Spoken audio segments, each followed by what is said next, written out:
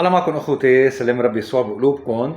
اليوم بيسأل كثير من الاشخاص المؤمنين وغير المؤمنين، مسيحيين وغير مسيحيين، ليش منشعل بليلة عيد الصليب نار؟ وخاصة اليوم بدي اوجه كمان تحية لاخوتنا بمعلولة ولضيع السورية كلها اللي بعدها محافظة على هالتقليد الرائع جدا، وكمان بفريا وبجبال لبنان وعدة ضيع. كمان تحية لكل ضيعة بعدها محافظة على هالتقليد، ولكل كنيسة بعدها محافظة على هالتقليد الرائع الإيمان الحلو.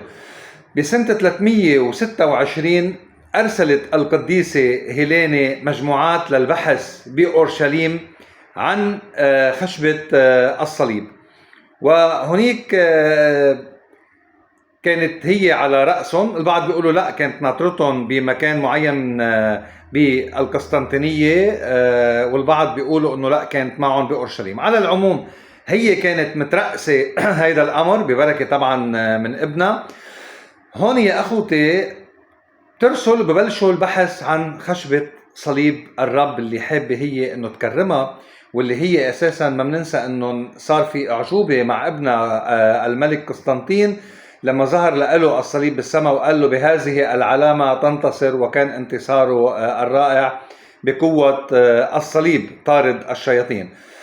المهم اخوتي بسنة 326 فرقة من هالفرق بأورشليم اللي عم تبحث بيلاقوا خشبة الصليب، وبس ينعرف انه هيدا صليب الرب بيولعوا نار كتير كبيرة حتى الفرق الثانية تعرف انه هن وجدوا خشبة الصليب وتوقف عن البحث ويجوا تيحتفلوا بقداس وبالصلاة سوا، وتعرف القديسة هيليني وتحتفل معهم. بيلاقوا خشبة الصليب، بيتأكدوا انه هي بيولعوا اكثر من قبولة نار كتير كبيرة، وبتصير هيدي النار على التلال كلها تولع حتى يأكدوا انه اكتشف ونعرف وين موجود صليب الرب، وبيحملوه عند القديسة هيليني حتى يعملوا القداس والاحتفال الكبير، وخاصة بأورشليم وبعدها بالقسطنطينية.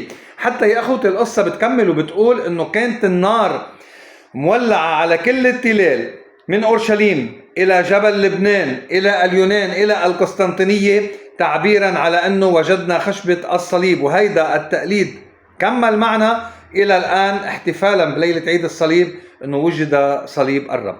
هلا كيف عرفوا أنه هيدا صليب الرب يسوع؟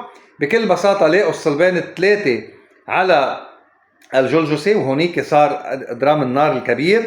لقوا الصليب. تيعرفوا أي صليب الرب بيجيبوا ميت، ومن الميتين اللي كانوا طبعا يومتها، اللي مش انه شلوه من القبر قصدي وجابوه، اللي ماتوا بوقتها وكان بعدهم ميتين جديد يوم او يومين او ثلاثة، بس القرار بيقول انه 3 ايام تيتأكدوا انه بلش يصير انت مثل لما الرب يسوع بأورشليم تحديدا حبيبنا اليعازر كمان نفس الشيء، كانت جابوا هالميت له 3-4 ايام وحطوه على اول صليب، ما صار شيء، على ثاني صليب ما صار شيء، الثالث كان صليب الرب وقام الميت من الموت. شوفوا رقم 3 قد ايه عم يتكرر اخوتي، الثالوث الاب والابن والروح القدس. ثالث صليب كان صليب الرب، وهيدي كلها بإلهامات من الروح القدس صارت، وفعلا بتصير عجيبة قيامة الميت وبصير احتفال ما صار مثله لحد هلأ. شوفوا التلال كلها مولعة نار ترحيبا بأنه لقوا الصليب، تكريما أنه لقينا صليب الرب، والاحتفال اللي صار من أورشليم مرورا بلبنان وصولا إلى القسطنطينية، وطبعا روما والبلاد كلها احتفلت. هيدا هو السبب انه منشعل اليوم نار، واللي ان شاء الله صارت اليوم نار ايماننا بالرب يسوع وبقوة عمل الصليب. ما تنسوها ابدا ابدا ابدا، رمز للب ايماننا. هيدا الحقيقة اللي صارت صلب الرب يسوع وقيامته بعد 3 ايام من فدانا على الصليب. ما مننسى من فدانا على الصليب، وما مننسى صليبه. والله معكم، آمين.